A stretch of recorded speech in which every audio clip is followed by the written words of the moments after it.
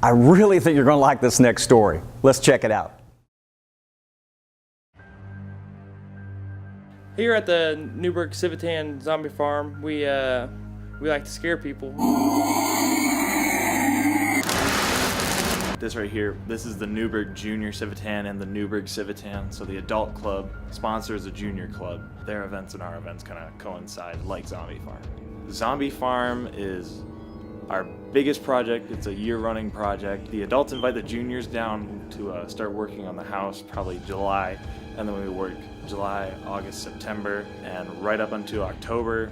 We've built the house. We're probably still fixing up the house. And once we get going, people coming through, all the money that they spend here, all of that goes to charities like Easter Seals or Special Olympics, or we have an international research center in Birmingham, Alabama. All of the money in their fund is just going to help pretty much better the community. Friday and Saturday are our long nights, so we get here at 5 o'clock.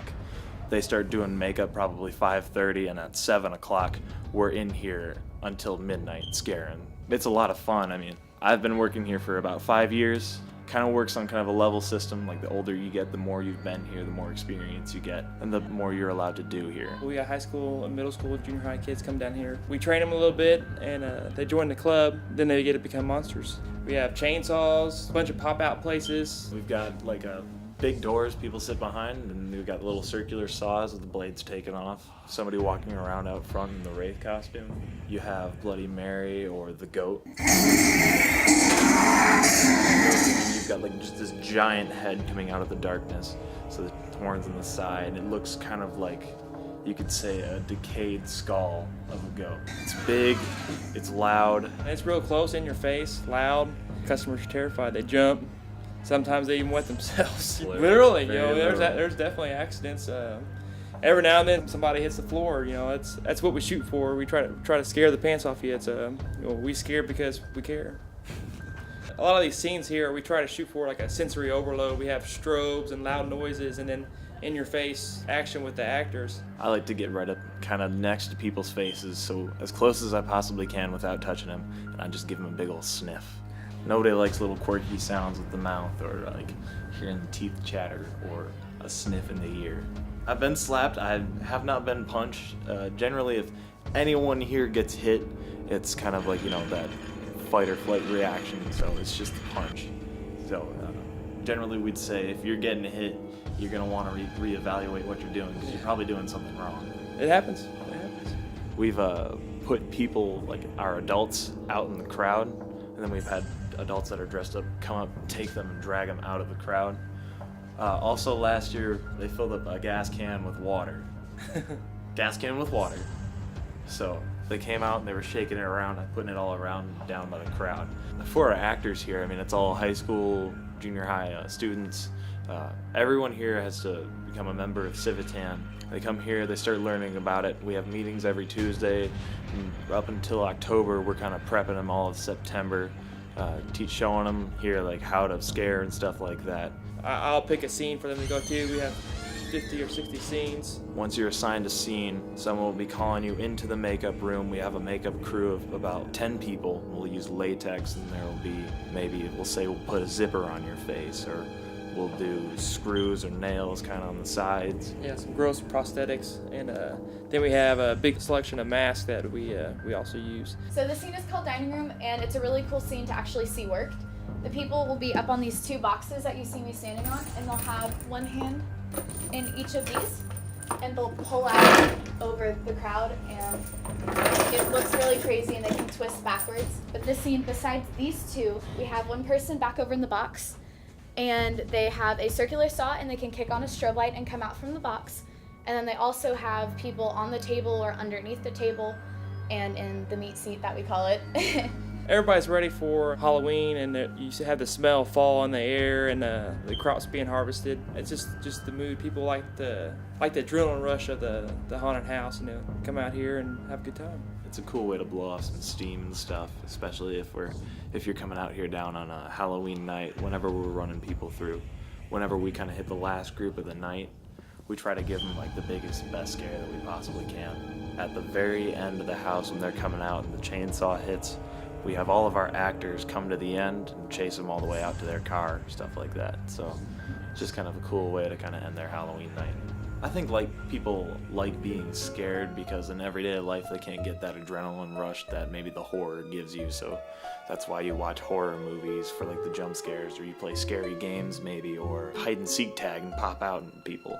So in the haunted house it kind of gives you that same feel, where you're guaranteed to be safe, but at the same time you have no idea what you're walking into. At the zombie farm, a lot of this stuff here is donated to us, and we just make things work with with what we got. We don't spend a lot of money on things. We try to find something cheap and gore it up and make it look nasty. Some stuff we get from Kevin Albee out of Cynthiana, Gore Galore. He has some pretty cool stuff, and we really take advantage of anything we can get from him. The walls being painted, we do all this stuff ourselves. It's a lot of work. We're always looking for new members down here. It's a year-round thing. Just come down here and talk to us and we'll make you a member. Even if you're not into the scare thing, we do a lot with the Special Olympics. We do probably a dozen events out of the year. Right after Zombie Farm, we do Special Olympics bowling, and then soon after that, and on Thanksgiving, we go and help out with the Fantasy of Lights, Special Olympics basketball.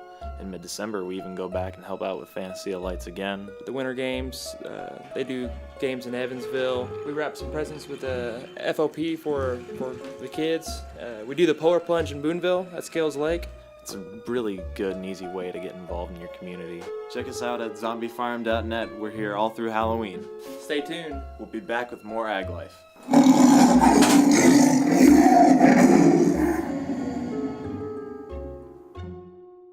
Hey, stay with us. We'll be back right after this. We got a lot more to pay this year.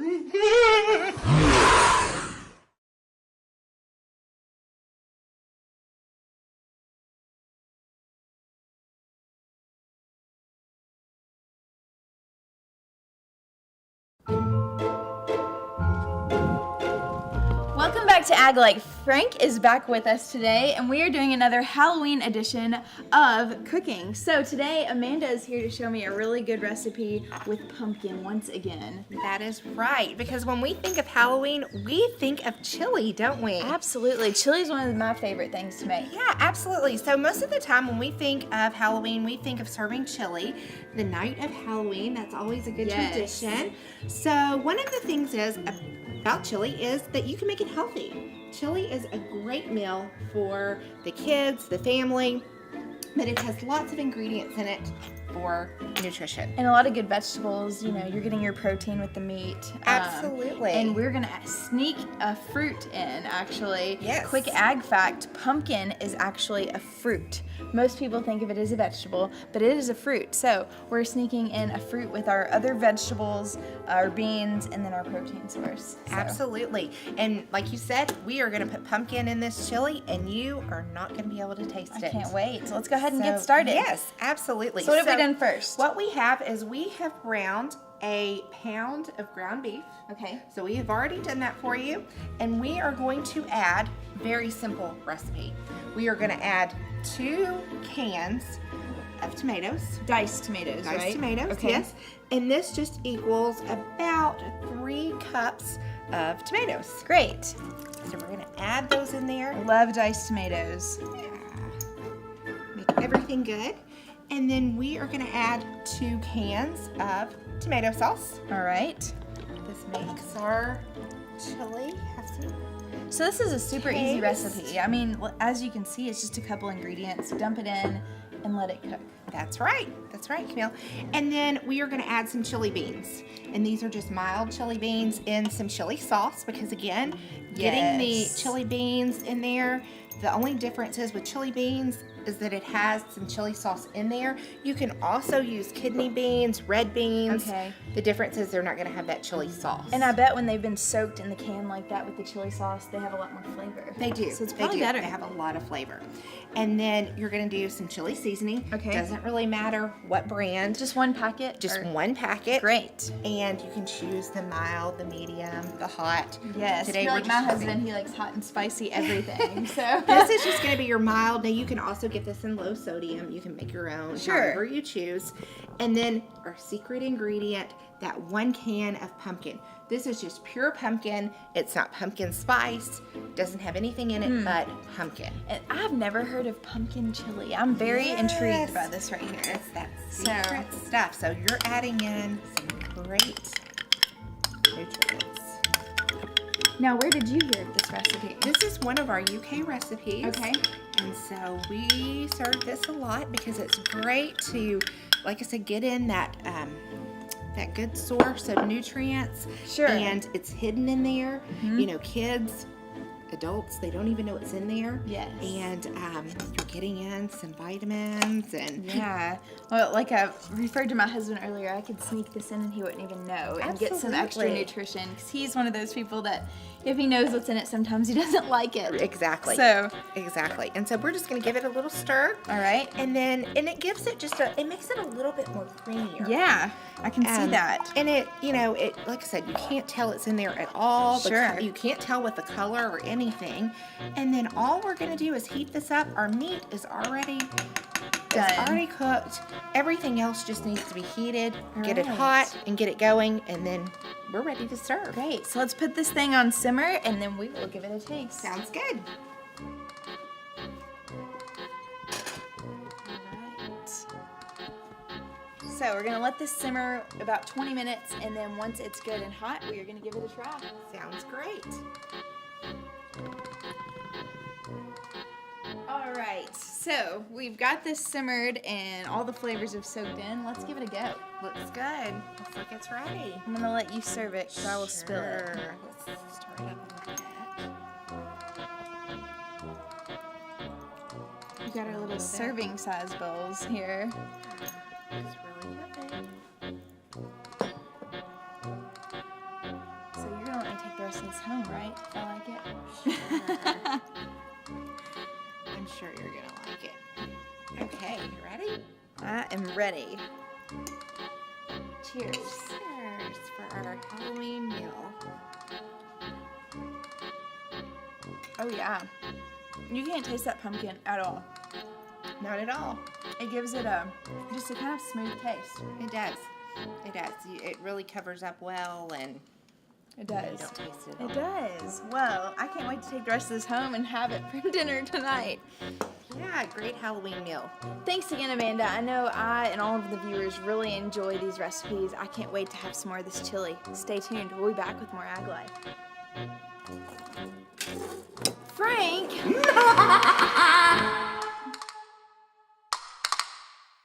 Hi, I'm Camille Lambert. Here's today's Ag Fact. Did you know all food, whether organic or non-organic, must meet federal and state guidelines before being sold to consumers, and studies have shown that there are no nutritional differences between the two.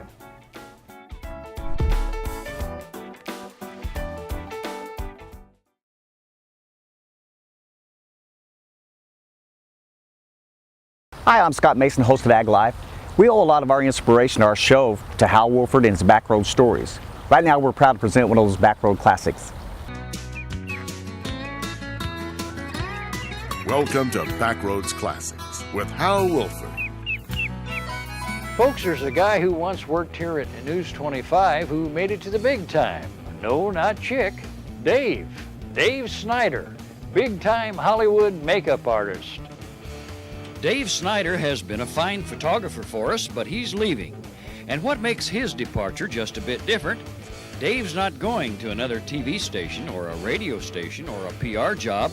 He's taking his tapes, his experience, and he's heading for Hollywood to look for a job as a makeup man.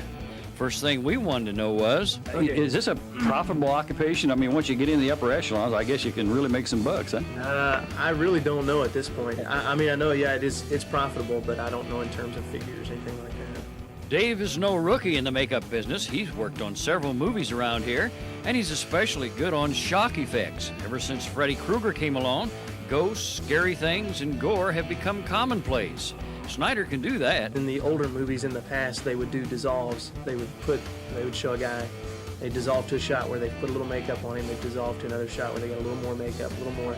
Now they've got the technology where they can actually cause the makeup to change on the person's face and to shift and bulge and all that kind of thing. It would be kind of nice to look on a movie credit someday and see old Dave Snyder's name up there. It could happen. He's got a running start. And it would be great to brag, hey, I knew that guy when he was a photographer at Channel 25. What do you think you've gained from your experience as a photographer? Is there anything there that'll be helpful in this line of work? Absolutely nothing. Oh, well. Good luck, Dave. This is Hal Wolford on the Backroads.